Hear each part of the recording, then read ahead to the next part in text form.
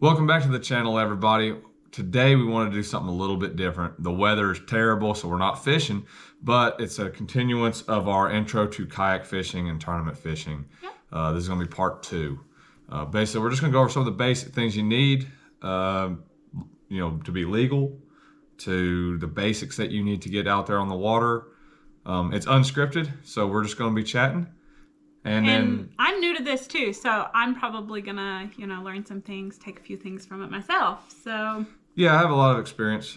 Started kayak fishing, I think 2001 is when I got my first one. Dad bought it, so it's a pretty good ways. I think 15 years old or something like that. So I'm probably, what does that make? 20 years almost. I thought you were like 12 years old. No, it's about 15. So I guess it's about 20 years or so that I've been doing it. You've been kayak fishing with me for, I gotta figure, probably 11 years on and off, but really fishing, you've only got a couple years under your belt. Yeah. Before that, we would like to wade out to the river sometimes or fish from the bank. If you've noticed, all the spots that used to be public have pretty much gone private. These companies go up and they buy out the land, they start building stuff on it or marking it, opening a business. We couldn't even take our kids fishing anywhere anymore. There's nowhere to take them. Everything went posted. You can't get in here, you can't get there. So a lot of people have turned to kayak fishing, and then you got the cost of boats. I mean, look at them; they're outrageous. Yeah. A lot of people can't afford to do that, and so something that's really fun and I think therapeutic got to be so expensive and hard to do that. Yeah. That really has been a big boom in kayak fishing. Yeah. So we're gonna get started with this. Let's go. What do you want to start with? We're going to start out by cutting that part out and putting our intro in place of it.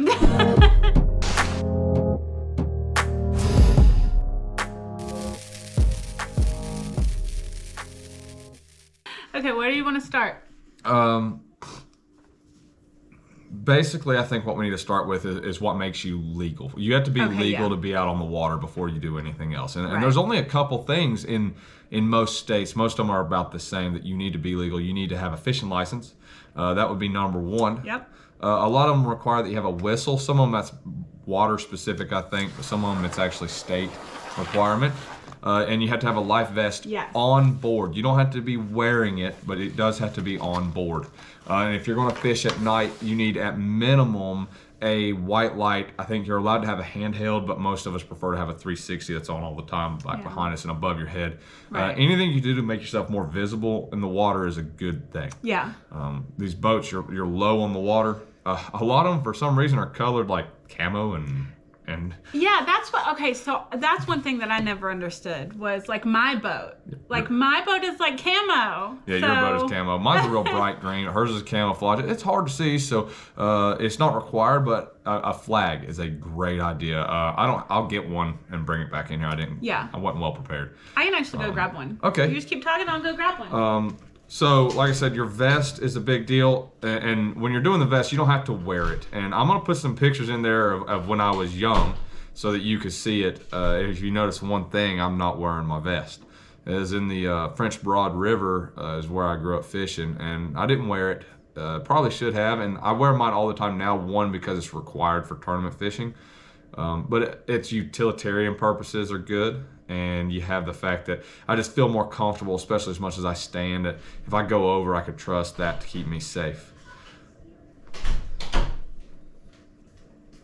All right, so I thought I'd grab the light pole too, just to show. So we have a homemade light pole. This is basically a battery-powered light on top of PVC. It's not even attached. It's just there's like a bungee, and it's got a couple holes drilled. But it works. It works great. It's a good light, but. If you're not going out at night, you don't really need that. I want to go ahead and point out too, because I didn't show this before when I held it up, the whistle. We actually have our whistles kind of just attached to our vest here, just wrapped around and tied on. So yeah, a whistle that you can't reach is not a good safety item. No. So the idea is to make somebody aware of your position if a boat's coming out, or even if you need help, you could blow that whistle. But if you turn your kayak over and you need help and your whistle's in your kayak, it ain't doing you no good. So you might as well have it where you can get to it. Yeah. Here's the flags. Now, any of you who've seen any of the Yak Attack flags or the Rail Blazer or whatever they are expensive. You don't have to have that. This was driveway marker and one of the timber flags you get at Home Depot. I think I bought 2 of them for $8. Yeah. And they are super visible, more so than the Yak Tak flag I ever dreamed of. Held on with zip ties. Reflective tape. Yeah, it's just held on with zip ties. This was stupid cheap to make. So there's no excuse really. In addition to the safety part of it, I think the last point I want to make is make sure someone knows where you are. Right. When I go by myself, I always screenshot the ramp I'm at or the location I put in and send it to her in a text Very message. smart.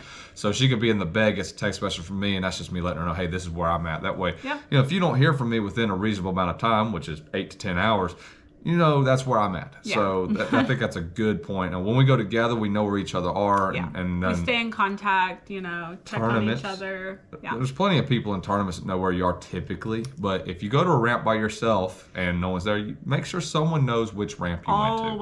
Always. So I think that wraps up basic legal and safety, which, everybody needs to cover. That needs to be your number one thing. Are you legal and are you safe? Yep. So beyond that, just the basics. This is introductory. This is not high level. You need to determine what you want to do. Yeah. And for a long time, we used my dad's kayaks. They're just little lightweight sit-in touring kayaks or 14-foot old towns for river fishing, and they're great for that. Yeah. But when you're going to choose one, cost is a big factor. They range from cheap to expensive. Very expensive. But there's other parts of that you need to take into account, like what your plans are. Yeah. So for what we used to do, which was just basic river fishing or small lake, those little sit-ins were perfectly fine. But out on big water, they're not really suitable for that. Not ideal for that. Yeah. They're not suitable for comfort either. They're not very comfortable. Yeah. But then you got to think about the weight aspect of it. And I'm not just talking about how heavy you are as an individual. I'm talking about how heavy you are plus how much gear you have, because it adds up. So if you look, every kayak has a weight limit. And that's gear and all. So if you have a kayak that has a weight limit of 350 pounds and you weigh 220 pounds yourself, you got 130 pounds of gear that you got to can take carry. that into account and think about that. Yeah, that's cooler, snacks, whatever. My so, snacks. and that could be the difference between having a safe, stable platform or an unsafe one. Right. So, when choosing a kayak, there's a couple principles that are pretty basic, but the wider the kayak, typically the more stable. Yeah. And the longer the kayak, typically the better it tracks. That's not always true, but if you have a shorter kayak, they don't track as good, but they handle better. So there's a trade-off there. The old 14-foot sit-ins, you can get in the river current and keep yourself pretty straight. Oh, yeah. And in the wind as well. You got in that old 10-foot that I had, and the wind would just tear you around. But by God, you could turn it real easy. So there's always a trade-off in that as well. Yeah. Every boat has a pro and a con. There's pros and cons with the ones we have now. But if you're just bare bones looking to get out on the water, you just need to pay attention to the weight and what you want to do with it. Can you carry it? Can you put it on your truck or on the top of your car By if you don't yourself, have if it? you're alone, if you don't have help, you got to think about stuff like that. Yeah, and don't go looking at one and saying, "Oh, well, I could pick this up." Go work out at the gym and then go see if you can pick it up. Yeah. Because at the end of the day, it's really hard to pick some of these kayaks After up. you've been fishing for 8 to 10 hours and so. I've been doing it a long time, and there's been days I got off at the ramp and I actually had to ask people for help loading mine up because I was so tired and it was so heavy. So it's something to keep in mind. It's not what you can do when you're fresh. Heck, I could pick up most of them when I'm fresh, but you put 8 hours out on the water and all of a sudden you just don't have the energy or You're the stamina tired. to pick it up. Exactly. So now that you've got your kayak picked out and you've determined whether you want a all-out pedal kayak or just a paddle kayak, whatever you've determined you've got, what gear do you need? And like I said, this is introductory. You're just looking to get into kayak fishing or just looking to learn how to fish. Yeah. You don't need to spend god-awful amount of money. No, and you don't have to have a pedal kayak. We started out without pedal kayaks, okay? And a lot of these guys do, guys and gals, sorry. A lot of these guys and gals do. So don't join these groups and see all these people with pedal kayaks in these tournaments and think that that's what you have to have. That's not the case. So yeah, we chose out. We have a trailer. We don't lift them. We trailer them, so I can load them really easily. There's 2 of us because we're usually together. So get what you can afford, get what's comfortable, but what suits your needs. Yeah. As far as gear goes, I think I'm going to go back to the vest. We're going to start with that. And I'm going to let her speak on this because this is her, it's a NRS Chinook, which is the female version of the Chinook. And the old one she had, I don't even know, I couldn't even find it. But tell them what your old one was like and how it made you feel out on the water. Okay, so my old one, y'all, I fished with this thing for a long time, and I'd have it on. And so when we got our pedal kayaks, I'd be pedaling, and it would go up, and he literally said I looked like a turtle going into its shell, and it was so tough. But you know what? I fished that way for a hot minute. Okay. When he got us these Chinook, NRS Chinook, like this is like luxury compared to what I had, you guys. So when I'm pedaling, this one definitely, my knees don't hit it anymore. Also, another thing I love about this is the back. This sits above the back of my kayak seat. So it's not like, oh, it sits above it up on my back right here, which is super nice. Yeah, that's a big difference between this and what she had before. It was a fishing vest per se, but it was more for a boat where you're not sitting on a seat. So that's up above it. Huge arm pockets. I mean, massive, so that you can have freedom of movement all the way around if you have to paddle. It helps with casting too. Comfort is huge. We can wear these all day long and they don't bother us, where that other one was terrible. And then of course use utilitarian purposes. We can hold our phone. They have the pockets and stuff, but so many pockets. Mine's got trash in it right now. My marker for my ID tag. You guys, like I said, keep my whistle right here. His is like that too. So much extra space though. And then we have our, what do you call this? That's a RoboHawk tether we use to hold our phones in case we drop them. Yep. Phones and I have dropped my phone, and this thing has saved it from going in the water. So. Oh yeah. Yeah. So I mean, this is one area I would not skimp out. These are not cheap. The other one we had was like a $30 vest. I think these were like 100 and something. It was an investment. It's we didn't get these right off the bat though, so don't feel like you have to. But again, I just said you don't think you need this. And then you said, definitely get it. We'll figure that out, I guess. Okay. All right, so on to the next part would be gear. And you're going to see all these guys with these crates. And they're going to have 12 rod holders with these $300 combos. And you're doing the math and you're like, wow, that's $3,600. You don't need all that. But if you're going to choose one reel to take with you, which is what I always started with. I spent years with one reel type. I'm gonna let her answer this. If you had to choose one type to carry with you all the time, what would it be? Oh, spinning combo for sure. And the reason is because it's easy. Easy. Anybody can use a spinning combo. Going a little more into depth of spinning combo, and I'm gonna pull this. It's not gonna be in frame. This is, I believe it's their 30 or 20 series, but either one's fine. Spinning reel, and you don't have to get it expensive. We started with Shakespeare's, which are extremely cheap. My first spinning combo was a Shakespeare. My first two were Shakespeare's. They're not great, I promise you, but they're cheap. They'll get you on the water. They work. You'll catch fish. But as far as rods, a lot of them are going to come with a medium. The weight is a medium weight reel or rod. And that's perfectly fine. But if you want to have the ability to do multiple tactics from still this easy platform, if you go with a medium heavy, which is going to be upside down, a medium heavy rod is going to allow you to do all kinds of things. You could throw lighter jigs. Yeah. You can throw smaller crankbaits. You could throw jerk bait. You could do your basic Texas rig. Drop shot. You could do basically anything you want with a medium heavy spinning combo will take care of almost all your needs. I could go out there with that one rod if I had to choose one. Yeah. That would be it. Yep, me too. And then as far as technique goes, because now you've got the reel and rod that you need, plastics, offset worm hooks, or extra wide gap. The basic Texas rig, I guess I ought to bring this back. Rugby. Your basic Texas rig or shaky head is a good one, or the rugby jig, which is kind of a type of shaky head. If you learn how to do that one thing, which is just a basic Texas rig, whether it's weighted or weightless, that's the only thing you need to learn. I'm not going to go into showing you in this video how to tie this.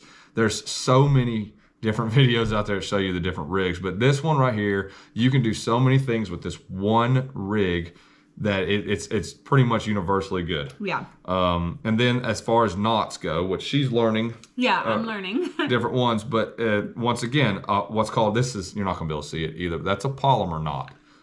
Yep. And that's the first knot I learned. It's the first knot I showed her, because if you could tie a basic overhand knot like you're tying your shoes, you could tie that knot, and it's one of the strongest ones. It does have some issues with it with certain baits, like anything with treble hooks or spinner baits. It could be a little daunting, but yeah. And this is the knot that I do currently most of the time. Yeah. So that's the knot you do on it's the everything. easiest in my opinion. Yeah, and then if you're going to learn one more in addition to it to make some of those other baits easier, would be like an improved clinch knot, which I'll get to show her later once she's comfortable doing everything she needs with this one. Yeah. Because I don't see any reason to know any other knot than those. Nope.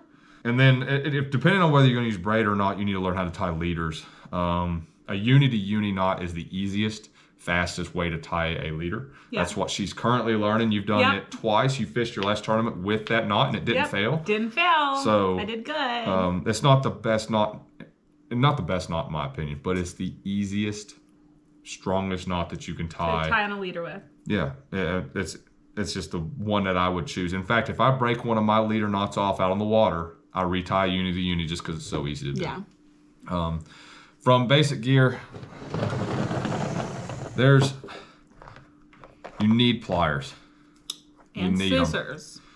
And scissors to cut the line. Yes. You've got to have some form of pliers. There's sometimes where you just can't get the hooks out of the mouths of fish. Plus, and there's times you need the torque of it whenever you got it in, even in like your clothes or stuff like that. Something with a cutter on it's nice, and I usually carry a heavy duty set of cutters in case I have to cut a hook off. If you say you've hooked yourself or something like that. But basic set of pliers. I prefer these most of the time, which are hemostats. They help get deep in the fish mouth without being in your way. So that's actually what I use. So I've actually had a fish here recently that I could not get the hook out of. I worked on it, and these came in handy. The heavier pliers, I bought them as a combo with the scissors. I hardly ever use these. But they're nice because they do have the cutter and they've got the crimper for your split shot and stuff like that. And then a basics pair of scissors. And these are the Rapala, but you could use just basic Fiskars to do the trick. I think you have a basic set of Fiskars. Oh yeah, I just have a basic set of Fiskars. So literally, yeah. And then, your tackle storage. That's enough. This is actually mine. So, well, I have more, but this is just my little, I use this most, like, I don't really. Before every tournament, I put what I want in this, yeah, and I just carry that right under my seat. But as far as getting through the day, it's got all the hooks and soft plastics you could use for a couple days of fishing. That's all you need. I mean, you can get away with just that most days and have a darn good time fishing with it. So, like I said, there's nothing that needs to be overly expensive or overly difficult about getting out on the water, which is what you're all trying to do. Yeah.